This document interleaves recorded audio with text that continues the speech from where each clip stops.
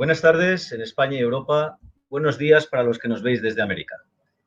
Iniciamos hoy un ciclo de webinars en formato entrevista para profundizar en aspectos de la realidad actual, necesariamente trascendida por la crisis del COVID-19, que nos afecta globalmente desde principios de año.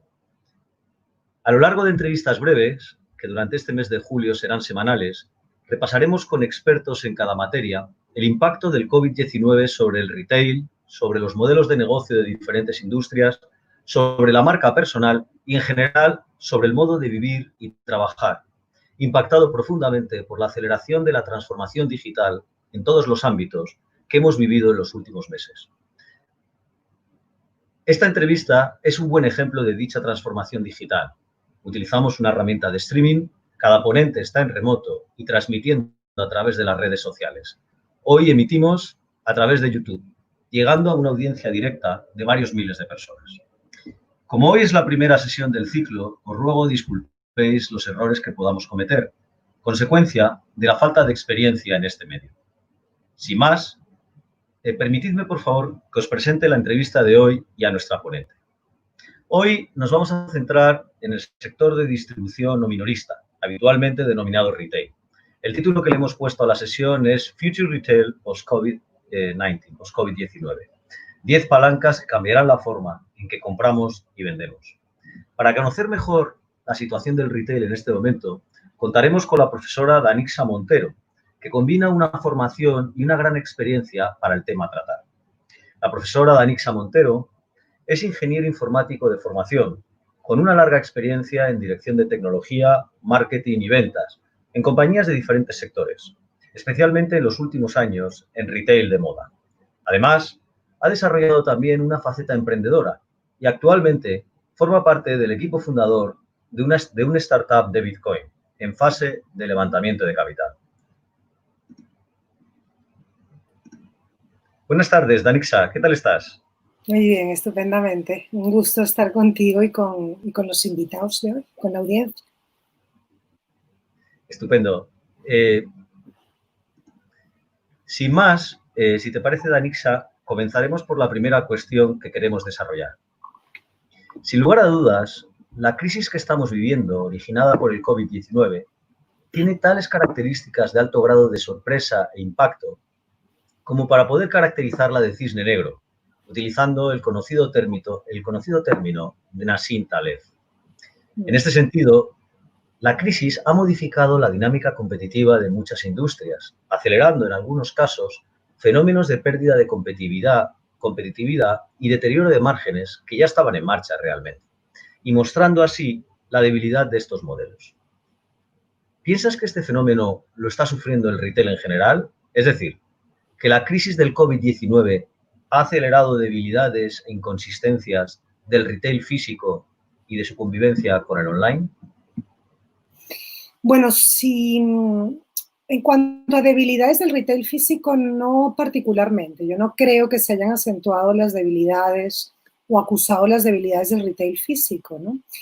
Lo que sí estoy de acuerdo contigo en la primera parte de tu pregunta es que los modelos de negocios y las marcas que venían acumulando deficiencias en sus beneficios, en excesivas cargas de pasivos, stocks, gastos de ubicaciones demasiado costosas para las ventas, pues ellos sí, ahí se ha acelerado la deficiencia, ¿no? Se ha acelerado cierres, se han acelerado quiebras, pero porque ya venían ocurriendo y porque lo que ha hecho esta crisis, como la mayoría de las crisis de toda nuestra historia, de la historia de la humanidad, es que, bueno, lo que iba a ocurrir en un año o en 4, pues ha ocurrido en 3 o en 6 meses, ¿no? Ahora bien, cuando hablamos del retail físico, cuando una marca construye espacios seductores que aportan placer y emociones reales, pues eso es muchísimo mejor de vivir que el retail online, que desde luego no produce esas emociones, no produce la seducción que produce el retail físico, ¿no? Ahora bien, hay que concentrarse justamente en la construcción de esos espacios físicos, ¿no? para crear esas emociones, ¿no? Es algo así como algunos que nos gusta el ejercicio duro, por ejemplo, como a mí, bueno, pues no es ni agradable ni es seductor el momento en el que estás haciendo ejercicio, y para nada cuando uno arranca a hacerlo, pero desde luego, sabiendo los beneficios que me produce, ¿no? En todos los aspectos de mi vida, pues voy y lo hago, ¿no? Pasa un poco lo mismo, ¿no? Sí es verdad que en este momento no nos seduce del todo a muchas personas el ir a un espacio físico y ponerme muchísimo gel y respirar CO2 a través de mi mascarilla, ¿no? Lo que sí ha pasado también, aparte de acelerar deficiencias, digamos, la pandemia ha acelerado la convergencia del retail físico y online, que ya venía fraguándose por grandes líderes del mercado, del sector del retail, ¿no? Y esto ha llevado a un gran cambio en la forma en que las personas compran o han comprado en un corto periodo de tiempo, ¿no? Los pedidos, por ejemplo, para suplir el hogar han obligado a los compradores del mundo a comprar la mayoría de sus productos online y ha hecho que el retail, o que todo el sector del retail a nivel mundial, reconsidere la forma en la que operan en un mundo post crisis COVID, digamos, ¿no? Ahora, si bien las ventas, por ejemplo, online, en los retailers, de productos general, ¿no? No solo de moda, se han disparado, las ventas online de indumentaria y de calzado se han desplomado desde el comienzo del brote, ¿no? Y esto son estadísticas de, por ejemplo, Rakuten Intelligence, ¿no? Bueno, pero que las podemos ver por doquier. Para los minoristas o el retail, sin una fuerte presencia online, el COVID ha sido excepcionalmente dura. Según varias estadísticas y estudios, por ejemplo, el tráfico peatonal en países como Estados Unidos, que no hizo un lockdown completo, se redujo un 58, un casi un 60% en la tercera semana de marzo, ¿no? Frente, por supuesto, a Europa o los países que cerraron por completo, donde evidentemente no había foot traffic, ¿no? Ahora, la ropa vio una disminución del 78% incluso en compras online, con todas las señales que apuntan a una recuperación del sector de moda a largo plazo y lentamente, ¿no? Con lo que el retail de moda y el retail en general, online o físico, está buscando formas de atraer a las personas a sus tiendas virtualmente en lugar de físicamente, porque no sabemos lo que puede pasar, ¿no? Espero haberte respondido a la pregunta, José. Absolutamente, Danisa, muchísimas gracias. Mientras hablabas, me acordaba de una analogía que escuché en una ocasión, que las economías son como un barco que navega por el mar y lo que no sabes es que a poca profundidad por debajo del barco tiene unos acantilados enormes, ¿no? Entonces los acantilados están ahí, es decir, las debilidades de los modelos están ahí, pero no las vemos, ¿no? Y son las crisis las que hacen aparecer los acantilados que siempre han existido, ¿no? Entonces, te agradezco muchísimo tu clara explicación. Me acordaba yo de esta analogía y cuando hablabas también de la dureza de la crisis y con esos datos realmente impactantes, ¿no? De caída incluso en el comercio online, que podemos tener el prejuicio de que el comercio online es un gran beneficiado y, sin embargo, en el sector textil nos comentabas caídas en las primeras semanas de lockdown, de confinamiento, del orden del 80%, ¿no? Entonces, realmente es una gran dureza, ¿no? Pero también me acordaba de esa otra frase muy conocida en el ámbito anglosajón de no dejes de aprovechar una buena crisis, ¿no? Entonces, precisamente mi segunda pregunta va en esta línea, ¿no? Permíteme en ese sentido que profundicemos en el retail online. En general, a pesar de estos primeros datos que nos has dado, ¿crees que sale favorecido o sale perjudicado de esta crisis del COVID-19? Bueno, depende, en mi opinión, depende del tipo del subsector del retail, ¿no? Lo primero es que muy favorecido todo lo que es el consumo de alimentación, por ejemplo, ¿no? Muy poco favorecido el de moda o el de productos accesorios, ¿no? Al fin y al cabo, ¿no? Con el impacto de la pandemia, digamos, y las medidas impuestas en muchísimos países del mundo, las tendencias de crecimiento en los pedidos minoristas de retail online han mostrado altibajos, ¿vale? Y son drásticos esos altibajos, ¿no? A partir de la segunda quincena de marzo de este año, por supuesto, y la primera quincena de mayo, cuando la comparamos, evidentemente, del mismo periodo del año anterior, se ven esos altibajos drásticos, ¿no? Por ejemplo, he leído que en las estadísticas, por ejemplo, de compras online del año pasado en España, Reino Unido, Italia y Alemania, países muy cercanos a nosotros, aparte del nuestro, por ejemplo, ¿no? España ha incrementado desde un aproximado 15% de incremento en función del año pasado, en comparación, en abril del 2020, estoy hablando del retail en general, hasta un 200% de incremento con respecto al año pasado de compras online desde mayo a junio. O sea, en abril había crecido solo el 15%, mayo y junio ha crecido el 200%, ¿no? Pero esto está muy por encima incluso de las estadísticas de los países que acabo de mencionar, Alemania, Italia, por ejemplo, Reino Unido, que son aparentemente más maduros en el online. Ya habían captado más penetración, digamos, ¿no? Las ventas online minoristas que en España, ¿no? Posiblemente esta sea una de las razones, ¿no? Yo creo que más que por la conveniencia del retail online, todas estas estadísticas de incremento se dan por la necesidad de hacerlo, ¿no? Se ha acelerado, por supuesto, las compras online porque no tenemos otras posibilidades o no teníamos otras posibilidades. Y hay hábitos que al final, de tanto repetir, persisten, ¿no? Y se mantienen en el tiempo porque ya he roto la barrera, ¿no? Del uso o de mi zona de confort, ¿no? Y porque para algunos resulta inseguro aún ir al retail físico, porque les resulta desagradable por la razón que sea y les produce inseguridad, digamos, ¿no? Entonces, algunos retailers han realizado cambios muy importantes en su red de distribución, proveedores de entregas de última milla, se han enfrentado a desafíos en las cadenas de suministro en cuanto a la rotación de inventario, por supuesto, ¿no? Y por otro lado, los consumidores se enfrentaron a tiempos de entrega mucho más largos, vía online, con compras vía online, existencias limitadas, precios más altos, servicio al cliente muy limitado durante la crisis, ¿no? Muy limitado. Y en el lado positivo, para los vendedores, digamos, o para los retailers o las marcas, es que los compradores online también probaron nuevos mercados, ¿no? Se lanzaron a probar nuevos mercados, bueno, por el tiempo que tenían o porque era el único medio, ¿no? Lo que es más importante es que compraron directamente en los sitios de muchísimos fabricantes o de los vendedores principales, ¿no? En contraste, por ejemplo, con los marketplaces, ¿no?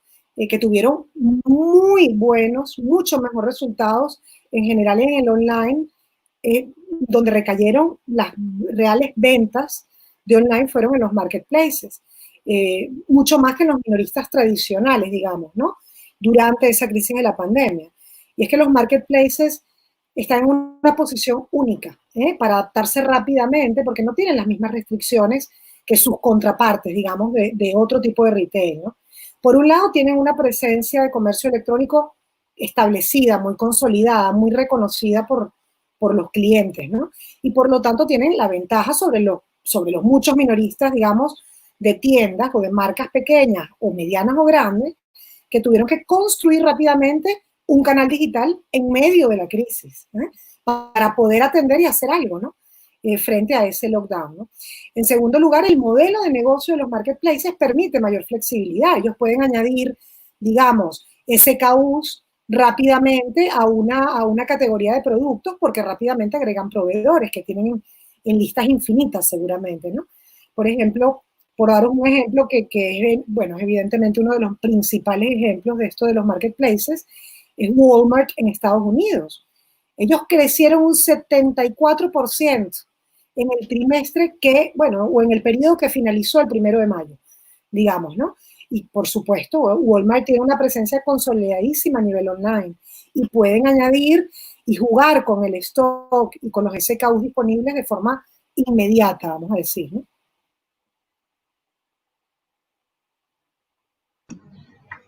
Muchísimas gracias, Danixa. Escuchándote, saco la impresión de que efectivamente este periodo que nos ha tocado vivir ha sido una especie de piloto, ¿no? Ha sido una especie de entrada, de inmersión profunda en esa transformación digital que decía yo en mi apertura de la sesión, que teníamos todos pendientes realmente, ¿no? Pero que no terminábamos de ejecutar. El gran piloto de ejecución, y además ha sido un piloto, este confinamiento, en dos fases, ¿no? Que tú lo has definido muy bien. Esa primera fase en la que nos sorprende y hay un crecimiento del comercio online pero es bajo, hablabas tú de alrededor de un 15%, pero luego es una inversión completa, ¿no? Y con algunos protagonistas que han sabido adaptarse al cambio. Comentabas el ejemplo de Walmart, ¿no? Una compañía muy madura y que, sin embargo, es capaz de adaptarse y entrar con fuerza en el cambio, ¿no? Por tanto, desafíos y cambios profundos que nos ha traído esta crisis para todos, para proveedores y para clientes. Te voy a preguntar a continuación, especialmente por los clientes y por las palancas del cambio, que era el título que era y es el título que tiene la sesión. Pero antes quiero recoger también algunos de los comentarios que las más de 50 personas que están visualizando la entrevista nos están haciendo, ¿no? Nos preguntan, ¿vamos a cambiar nuestra forma de comprar? Bueno, pues yo te la lanzo también y recógela junto a la pregunta que te haré luego. ¿Y se puede sacar algo bueno de todo esto? Yo creo que sí, que ya lo estamos diciendo, ¿no? Nos preguntan junto a eso, ¿qué consecuencias positivas habrá para el mundo del retail? Así que consecuencias, cambios. Y junto a estas preguntas del público, te lanzo yo ahora mi tercera pregunta. Y entrando en el ámbito del consumidor específicamente, ¿qué ha cambiado? ¿Y qué cambios crees que habrá en el medio plazo? ¿Y qué palancas son las palancas de esos cambios? Bueno, voy a mezclar palancas y cambios, ¿no? Sobre todo porque lo diré a medida que mi mente me las trae al recuerdo, ¿no? Porque hay mucho que leer y no paro de leer, ¿no? Y de estudiar estadísticas de análisis cuantitativos y cualitativos, ¿no? Cualitativos hay pocos, pero cuantitativos muchos, ¿no? A ver, ahí muchos de los comportamientos del consumidor se basan en ya tendencias que existían, incipientes, moderadas, que iban implantándose poco a poco, ¿no? Y que efectivamente las crisis aceleran, o hacen desaparecer o aceleran, ¿no? Y consolidan incluso, ¿no? Y hay unas cuantas tendencias ahora rápidamente, ¿no? La primera, que posiblemente es muy nueva, aunque ya venía con ciertas siembras, es un enfoque cada vez mayor en la salud, evidentemente. Y las marcas, cuando hablamos de las marcas frente a esa tendencia, deberían de prestar atención a ese cambio y hacer que sea una prioridad, apoyar estilos de vida saludables para consumidores, para compradores y para empleados también, por supuesto, todos los stakeholders. Pienso que tener un enfoque, por ejemplo, de salud puede llegar a ser un enorme diferenciador estratégico en el momento actual y seguramente a medio plazo. Una segunda tendencia es un aumento del consumo consciente. Esto ya venía viéndose. Llevamos años acusando y revisando y estudiando tendencias y nuevas marcas y nuevos nichos de mercado cada vez más conscientes en su consumo, ¿no? Los consumidores más ahora son más conscientes de lo que están comprando. Se esfuerzan por limitar el desperdicio de alimentos, después evidentemente de haber hecho igual compras nerviosas, ¿no? Para enfrentarse a un lockdown que no sabíamos cuándo iba a terminar. Pero aparte de eso, posiblemente por haber arreglado nuestros armarios o haber hecho los cambios de invierno-verano, nos damos cuenta de lo mucho que tenemos algunas culturas en el primer mundo y en los países en vías de desarrollo, y entonces eso nos hace comprar a precios más altos porque compramos de una manera más consciente, compramos opciones más sostenibles, más duraderas, ¿no? Luego las marcas, evidentemente, deben aprovechar esta tendencia, ¿no? Deben hacer esto posiblemente una parte clave de su oferta, ¿no? Por ejemplo, explorando nuevos modelos de negocio, ¿no? Otra de las tendencias es un creciente amor por lo local. Y esto sí creo que es algo muy nuevo, porque nos fuimos a lo global, ¿no? Y a esas marcas o a esas tiendas que no importaba dónde estuvieran, si yo quería un producto, pues yo lo compraba, ¿no? O enviaba a alguien a que me lo comprara, ¿no? Pero esta situación de lockdown, donde ya solo podía salir en muchísimos países hasta máximo 2 kilómetros alrededor de tu casa, esto ha desatado, digamos, un deseo de comprar localmente. Se refleja tanto en los productos que el consumidor compra, por ejemplo, de origen local o de origen artesano, como en la forma en la que compramos, por ejemplo, apoyando a tiendas de nuestra comunidad. ¿de acuerdo? Entonces las marcas podrían, por ejemplo, o pueden explorar formas de conectarse localmente, con lo local, ya sea resaltando la procedencia local, por ejemplo, de los productos que compra, dónde han sido fabricados, de dónde provienen, etcétera, la huella de carbón que deja, ¿verdad? Todo ese traslado y logística de ese producto, o personalizando, por ejemplo, para las necesidades de un mercado estrictamente local, o participando incluso en temas relevantes para esa comunidad, ¿de acuerdo? Participando activamente en esa comunidad y en lo local, ¿no? Luego, de la primera, hay una tendencia o una tangente, digamos, ¿no? Una derivada, mejor dicho, que es la búsqueda del bienestar físico y mental.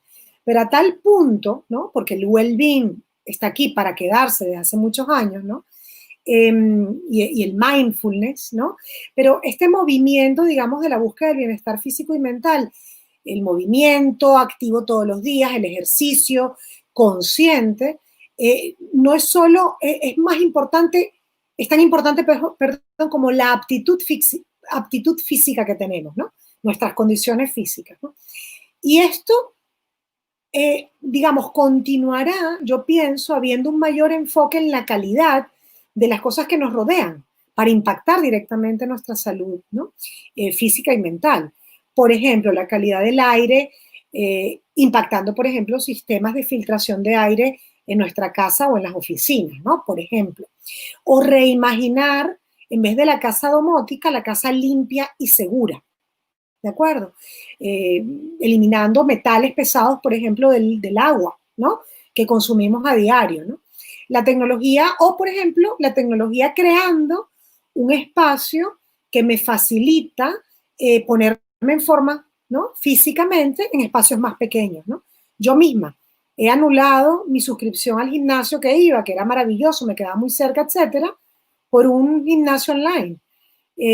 Pero bueno, esto y es online y es totalmente virtual y hay temas a tiempo real y temas grabados. Pero es que ya hay espejos en el que te puedes ver y a través de la inteligencia artificial hay implantada detrás de ese espejo o gimnasio virtual, te va corrigiendo el movimiento y te va midiendo todas las métricas de cómo te comportas tú, ¿no? Conectado, por supuesto, a tu Fitbit o a tu móvil, etcétera, a tu gadget, ¿no? A tu wearable. Por otra parte, hay algo por ahí que son, digamos, que se ha creado ahora a través de la pandemia, que es posibles nuevas formas sociales, ¿no? El brote o el COVID ha desacelerado el ritmo y ha cambiado la vida diaria de, si no todo el mundo, de la mayoría de las personas y de los consumidores, ¿no? Y esto está teniendo un impacto no solo en la forma en la que vemos la higiene personal, la salud, sino también cómo nos relacionamos con nuestra comunidad o diferentes comunidades, amigos y familias, ¿no? La gente está adoptando la tecnología más que nunca para respaldar todos los aspectos y consecuencias del aislamiento. Incluso hay evidencia, y del miedo a siguientes aislamientos, ¿no? Incluso hay evidencias que sugieren que esta crisis construirá más sentido de comunidad en vez de separarnos, que es uno de los grandes miedos, digamos, de los investigadores, ¿no? Y socialmente el mío mismo, ¿no? Otra, por ejemplo, otra tendencia, otra palanca, otro cambio, es que hay una nueva fuerza laboral virtual. No porque no existiera, sino porque ha venido un aluvión sobre nosotros y nos ha hecho que nos virtualicemos, ¿no? Ahora ya al nivel de nuestra profesión y de nuestro trabajo, ¿no? Las personas ahora trabajan desde su casa, cuando las empresas evidentemente no pueden abrir sus puertas y fomentan el trabajo remoto y nos dan herramientas para hacerlo y aparte del permiso, evidentemente, y la flexibilidad, ¿no? Entonces, muchos empleados que no han trabajado remotamente nunca, profesores de colegios, por ejemplo, la administración pública, por ejemplo, ¿no? Y que ahora, y que no, o que no lo hacían con frecuencia, digamos, planean hacerlo con mucha mayor frecuencia en el futuro. De hecho, se están discutiendo leyes que fomenten esa flexibilidad laboral, ¿no? Entonces, hay altísimos porcentajes de empleados, o más bien las estadísticas, con un alto porcentaje de resultados, dice que hay muchísimos empleados que ahora se sienten que tienen un entorno y que tienen las herramientas adecuadas para ejercer su trabajo en remoto. Y también, por supuesto, en contrapartida, hay muchos que sienten que pierden el contacto social. Entonces aquí hay un espacio de polarización, como en casi todas las tendencias, ¿no? Que hay que aprovechar, siendo empleado, pero también siendo una marca de retail de moda, por supuesto, ¿no? Y en general, bueno, los empleados sienten que, en general en esas estadísticas dicen que los empleados sienten, los trabajadores, que se han tomado medidas correctas para proteger la salud de las personas y también para mantenerlos bien informados, ¿no? Entonces, esta es otra palanca importantísima, una nueva fuerza laboral virtual, ¿no? Luego, hay muchísimas más palancas, muchísimos más cambios, pero un cambio y una palanca, más que un cambio, una palanca absoluta es la adopción deprisa y corriendo de la inteligencia artificial y la robotización. Esto ya había iniciado, pero el empuje que están dando una enorme cantidad de marcas de retail que lo habían dejado postergado para dentro de 2 años y lo están haciendo en un periodo de 3 a 6 meses. La inteligencia artificial ha llegado para quedarse. Y no solo en el retail, incluso a nivel político. En muy poco tiempo nosotros vamos a ver políticos y campañas políticas, pero políticos que son inteligencia artificial. Personajes políticos que están generados a partir de las necesidades de una comunidad a la que quieren atender, a la que quieren representar. Y yo espero que la inteligencia artificial no sea tan ambigua como lo son los políticos del mundo en general, ¿no? Y después cuando hablamos de, si quiero así de hacer unas puntillitas sobre las tendencias de moda, ¿no? Porque muchas veces la tendencia de la moda es un reflejo claro bueno, siempre es un reflejo claro de la sociedad en la que vivimos, ¿no? Entonces, he encontrado 3 o 4 tendencias que son muy interesantes, ¿no? Y que ya todos, pienso yo, incluso podemos ya estar identificándolas de forma natural, ¿no? A través de la observación, ¿no? La primera, por ejemplo, es la nostalgia, ¿no? Cuando estamos en momentos apesadumbrados, queremos volver a lo de atrás. Y eso lo acompaña normalmente la indumentaria y la moda que utilizamos, ¿no? Es una forma de escapismo, digamos, ¿no? Una medida que los consumidores se enfrentan a problemas globales que hoy tenemos, no solo con la pandemia, la recesión que viene y los disturbios civiles que estamos viviendo en muchos países, ¿no? Entonces, por ejemplo, en los años 70, donde se vio un gran cambio en la política y en la cultura, encontramos paralelismos en la moda femenina de esos 70, ¿no? Con el clima actual, ¿no? Por ejemplo, elementos como los tonos tierra, las siluetas muy relajadas y casuales del denim, los zapatos de plataforma, por ejemplo, evocan esa nostalgia de volver a otros tiempos, digamos, ¿no? Aparte, por ejemplo, con el regreso de los eventos deportivos, por fin, ¿no? Para los que nos gusta el deporte, de alguna manera se aviva la nostalgia de la ropa de hombre, ¿no? Reavivando, por ejemplo, el interés en chándal, colores en bloques, polos, que eran muy de los 90, digamos, ¿no? De hecho, esto lo vemos en un documental de Michael Jordan que se llama The Last Dance, que acaban hace muy poquito de lanzar, y es esa evocación, digamos, a la nostalgia, ¿no? Por supuesto, todo lo que tiene que ver con el equipo de protección personal, de personas que trabajan en trabajos de alto riesgo y que lo hemos traído a la moda, ¿no? Las mascarillas y las viseras plásticas, ¿no? Y que ahora ya casi si no tienes una mascarilla con un tono particular o con unas telas en particular, pues ya casi no estás en tendencia, ¿no? Por ejemplo, ¿no? O sea, que los equipos de protección personal y la ropa de alto rendimiento de bomberos o de policías ha llegado, bueno, para quedarse por un periodo al menos, ¿no? Otra tendencia es, por ejemplo, el vestuario de ropa de casa. Evidentemente se estiman, dicen en Estados Unidos, que del 25 al 30% de la fuerza laboral de Estados Unidos va a trabajar desde casa.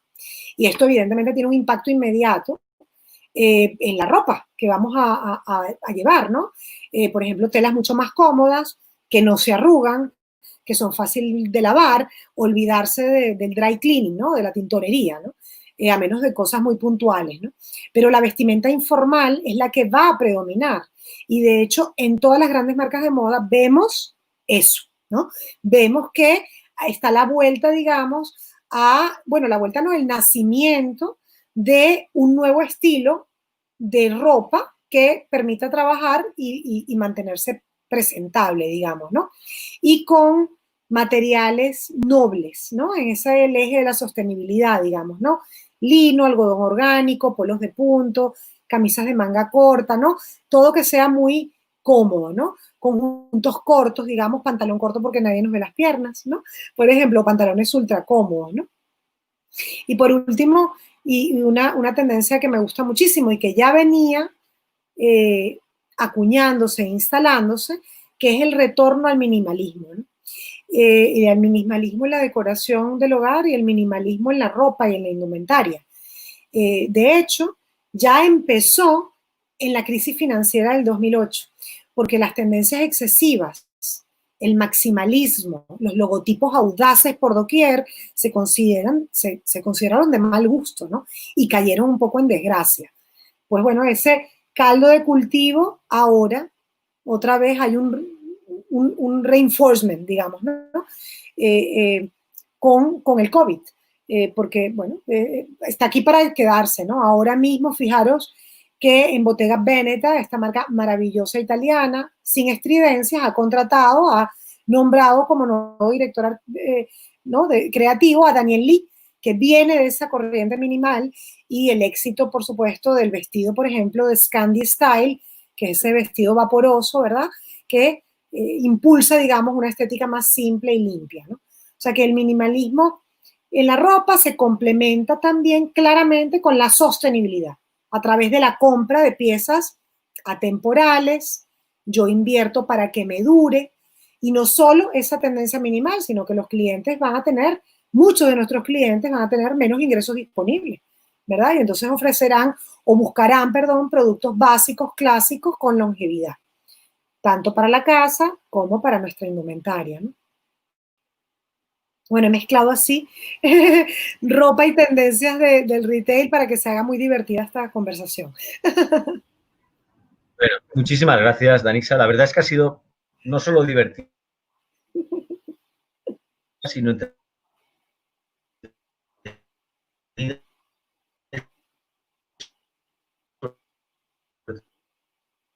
Voy a parar mi cámara porque está un poco cortado el audio. José Ra, voy a parar mi cámara, ¿vale? A ver si se te escucha mejor.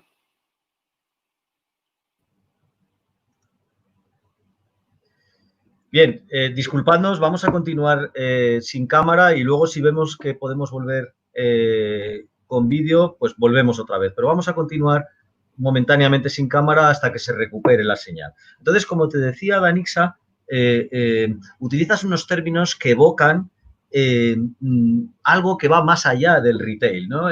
Evocan, te diría, la filosofía o planteamientos de mayor profundidad y trascendencia, ¿no? Hablas de nostalgia, hablas de minimalismo, hablas de amor por lo local, ¿no? Una frase que me he quedado con ella. Y fíjate que reflexionando durante estos meses sobre este tema, pensaba, tenemos una crisis global, pero al mismo tiempo, ¿qué locales? Es decir, es ese término que se acuñó durante una época del término glocal, ¿no? Es decir, lo global y lo local, ¿no? Y sin duda esta es una crisis global. Así que muchas gracias por tus planteamientos. Vamos a ir terminando ya porque habíamos planteado solo media hora de charla, pero ha sido una charla tan interesante y tan animada que nos hemos alargado algo. En este momento te diré que nos están viendo más de 60 personas y además está siendo una charla global completamente, ¿no? Porque de acuerdo con los mensajes que estamos recibiendo en comentarios, pues hay personas desde México, desde Ecuador, desde Colombia, desde Uruguay, Cartagena de Indias en Colombia, naturalmente desde España. Así que una charla absolutamente local. Yo te confesaré que tenía preparada una última pregunta de reserva en caso de que esta hubiera sido una charla tediosa y hubiera estado muy poco animada la participación, pero lo cierto es que la participación está tan animada que me voy a guardar mi pregunta de reserva y voy a compartir contigo algunos de los comentarios de la audiencia para que tú me des tu opinión, ¿no? En relación con la crisis, comentan desde España. Interesantes reflexiones, Danixa. Hemos salido de nuestra área de confort de manera forzosa. Nosotros en España estábamos muy atrás o más bien acomodados. ¿Será una oportunidad para salvar al sector?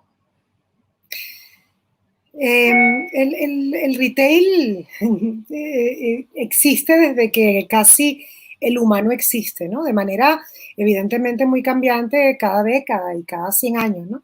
Pero el retail no va a desaparecer, no va a desaparecer. El retail físico tiene años de transformación y es que siempre ha sufrido transformaciones.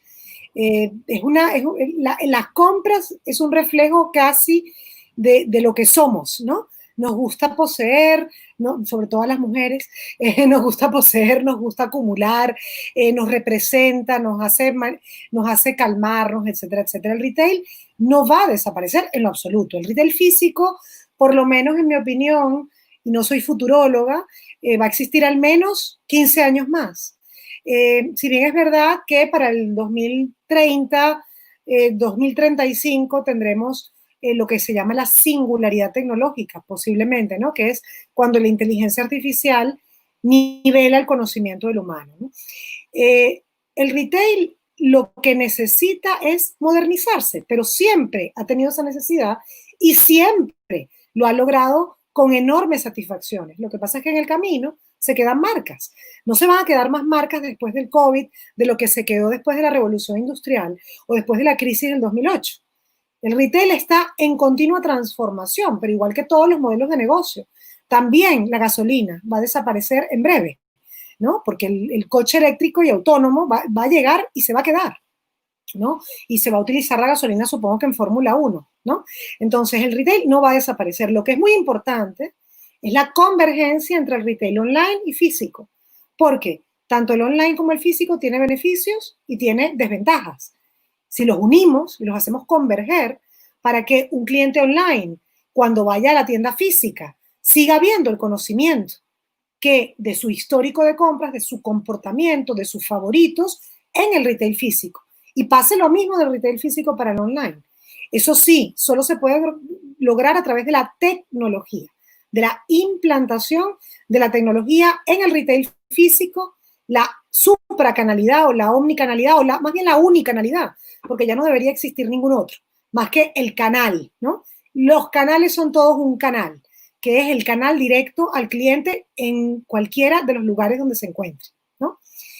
O sea que es una oportunidad absolutamente, pero como lo ha sido históricamente, siempre, mundialmente. Muchas gracias, Danixa. Nos saludan también desde Costa Rica. No quiero dejar de citar a todos los que nos saludan. Pues muy bien, Danixa, si te parece, después de esta ilustrativa entrevista que hemos tenido, lo dejamos por hoy. Te agradecemos muchísimo tu participación en este ciclo de SDEN Talks que arrancamos con esta sesión y continuaremos en las próximas semanas. De hecho, si queréis volver a ver la entrevista o queréis reenviarla, podéis encontrarla en las redes y en línea con lo que os decía antes, si os ha gustado la sesión, no dejéis de asistir a la próxima, que será la próxima semana, el miércoles 15 a esta misma hora, las 4 de la tarde, hora en España. La próxima entrevista tendrá por título Marca personal en tiempos de incertidumbre, cómo aprovechar LinkedIn para reforzar imagen y contactos en la crisis del COVID, y contaremos con el profesor de nuestra escuela, Borja Rodrigo, autor del libro Éxito Editorial, Las 4 Cs de LinkedIn. Sin más, muchas gracias a todos por participar y los que queráis, ya sabéis que estáis invitados la semana que viene. Un saludo cordial.